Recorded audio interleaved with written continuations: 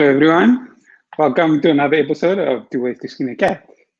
My name is always Asma, and the show is where we talk about career experiences, entrepreneurship, investments. The main aim is to show that there is more than one way to be successful other than just climbing the corporate ladder. A reminder that the show will be available on YouTube and podcast by latest tomorrow morning. So if you are watching live, please drop a one in the comments so that I know I'm not talking to myself. And if you are catching the recording, please drop a two in the comments.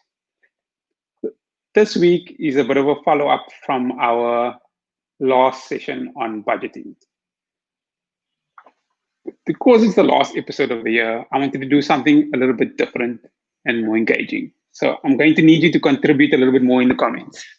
I'm going to share some of my tips with you, and then I'm going to check the comments to see if there's anything that you can share with us. Let's try to see if we can help each other. I'm not saying that I'm an expert, so I'm just going to share my my tips with you. Looks like there might be an issue with the live, so please do comment because I'm getting it's saying that there's a bit of trouble streaming to LinkedIn, so I apologize for that, but it appears to be between the service provider and LinkedIn. So I hope you are getting this. I'm going to check on my phone as well, just to see if you guys are getting my live. I apologize again for the delay. This is one of those strange things. Let's see. Let's have a look.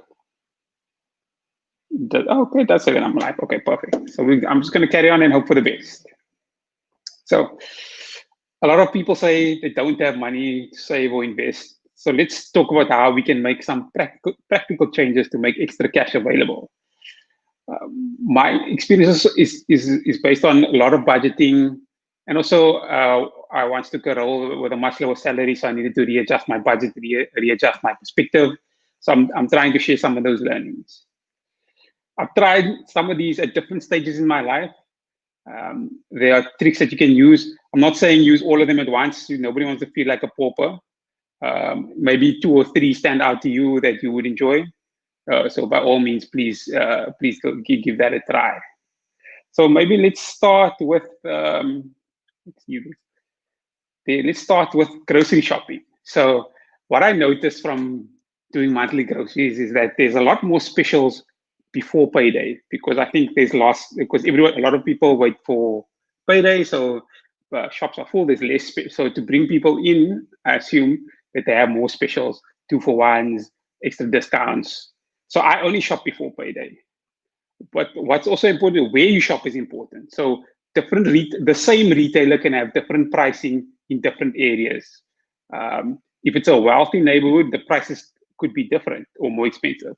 What I mean by that is the prices on its own might not necessarily be higher, but there might be a lot less specials. And that can make a big difference to your budget. I mean, it can make a 10% difference to your monthly groceries. That's a lot of money.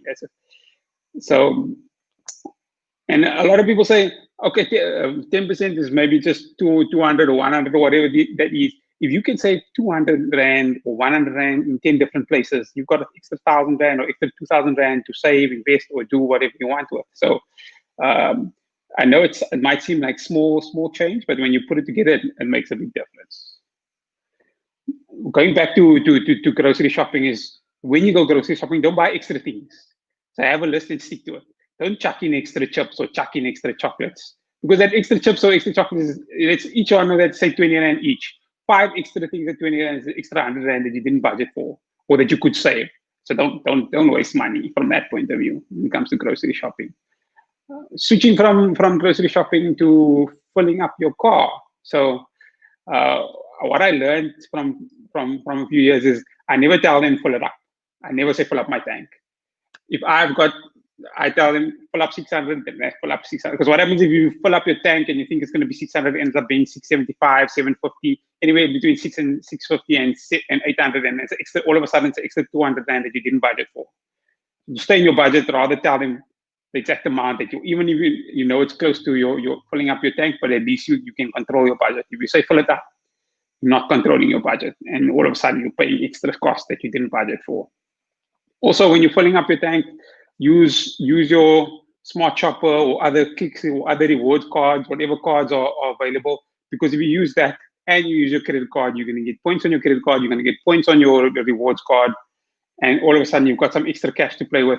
What I do with my rewards is I buy things and I take it out of my budget so that I can save. So if I budgeted 100 rand for something and I can use the rewards card to replace that 100, I immediately save that extra 100 rand and put it away.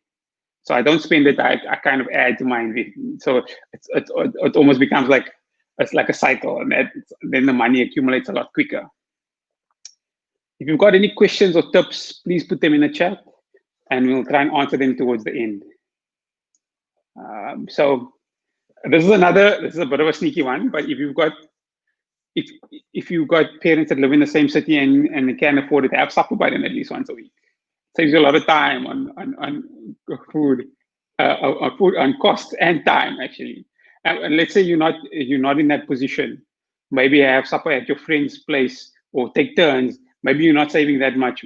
You actually will be saving because it's cheaper to cook for more people than for 1 or 2 people. And just that time cost of you that one day you don't have to cook. That might save you some time or make life a little bit easier for you. So. And you've heard the adage of making lunch instead of buying lunch. I'm sure you've heard that before. Also, think about negotiating. So when it comes to insurance, especially some insurers, they just put increases every year. Some of them, it's above inflation. Like, hold on, if they're putting up their prices too much, think about negotiating. Especially considering that your car loses value, you're paying more, but your car is losing value. Get pricing from other insurers. Of course, insurance is a garage purchase. Although some insurers have better service than others, so don't just take pricing into account. There's more than just pricing. Some insurers are really good when you actually have a problem. They follow up, and that's worth more than saving that you might get from insurance from a little bit of a premium save.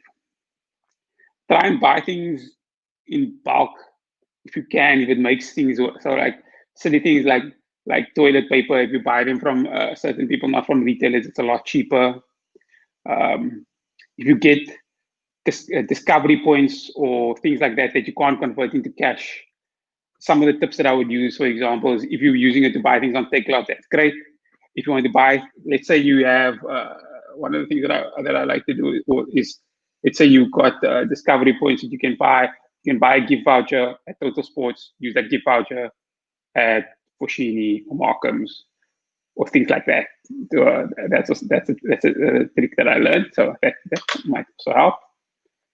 Using Discovery discounts for flights makes a big difference. This is the first year that I wasn't able to use it, and wow, like I paid 33% more than I normally pay. That hurt my pocket. So hopefully Clueless are flying soon, and when I do fly, I can use that.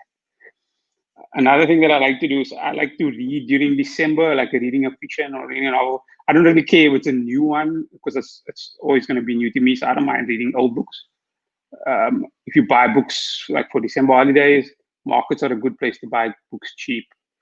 I'm talking 20, 30 rand instead of spending 200 rand at the bookstore. Unless I understand if you're somebody who buys new books all the time, then I can go for it. I only read in December, so for me, it doesn't really matter. I just want a good book. I don't care if it's old, it's new to me. And for example, when I talk about markets, if you're in Cape Town, if you haven't been to Milnerton Market, you're missing out on things. There's so many things there. It's not your normal market. There's things from plumbing to Lord knows what. It's just worth having a look. I mentioned in the previous session about using your credit card if you can to have credit card points, and if you have a discipline to pay the full amount off every month. If you don't have that discipline, don't do it. But if you do, it's a good way to make extra points and use that to spend money instead of using cash and saving the cash. Sometimes the problem with buying I know I mentioned buying in bulk, but if you only use one or two things a month, and there's a special, so buy one get one free or something like that, only buy that if you're only going to use if you're only going to use it the following month. Some people buy extra butter or extra whatever because it's on special, and they end up also using it in the same month. then it didn't actually save you. It actually cost you more, even though you got a special on the butter, you used more. So you also have to think about your usage. Another thing to look out for is looking at Takealot daily deals every day, or any sort of retail newsletter emails that come out every day. The more you look at that every day, the more you're going to want to buy stuff. So that's something I learned. Stop looking at that stuff every day. It's going to make you want to buy more things. And most of the things you don't need, you just want it. And now I'm going to move over a little bit to those wants. So if it's not your main piece of tech, look around. If it's like accessories, look around. You don't have to buy everything. And I found that places like Buy are a lot cheaper than Takealot. I bought like my Apple mouse and my keyboard and a few other things from there, and it's a lot cheaper. Extra 500, 600 a year, you can use the rest to save or invest. Another thing that's also worth keeping in mind is your major. So if you buy, let's say you're furnishing your house, if you buy from non-major retailers, they're also willing to negotiate on prices. And if you buy a whole lot of things, let's say if you're furnishing your home, so think about that. Another thing that I would also advise is learn how to submit your own taxes. And I mean, if you submit the taxes correctly and you submit all your documents from medical aid and all those things, you might even get cash back, and that's free money.